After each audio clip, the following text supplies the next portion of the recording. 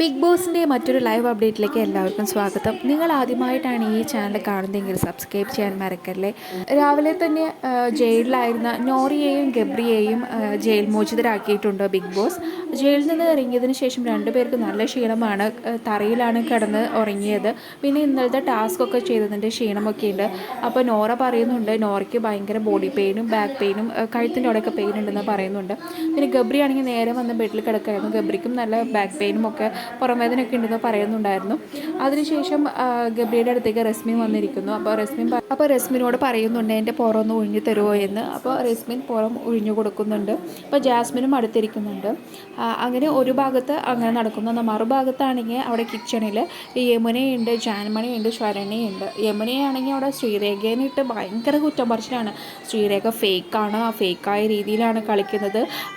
അവർക്കറിയാം ഇവിടെ എത്ര ക്യാമറയുണ്ടെന്ന്. ആ ക്യാമറയിൽ പെടാത്ത പല കാര്യങ്ങളും ഇവിടെ അവർ ചെയ്തു കൂട്ടുന്നുണ്ട്. അങ്ങനെ ശ്രീരേഖയ്ക്ക് എതിരെ ഭയങ്കര കുറ്റങ്ങളാണ് പറയുന്നത്. വീണ്ടും അവർ പവർ റൂമിൽ കയറി പറ്റാനായിട്ടൊക്കെ ശ്രമിക്കും എന്നാണ് പറയുന്നത്. കൂടുതൽ അപ്ഡേറ്റ്സിനായി ചാനൽ സബ്സ്ക്രൈബ് ചെയ്യാൻ മറക്കല്ലേ. നിങ്ങളുടെ അഭിപ്രായം കമൻറ്റായി രേഖപ്പെടുത്തും.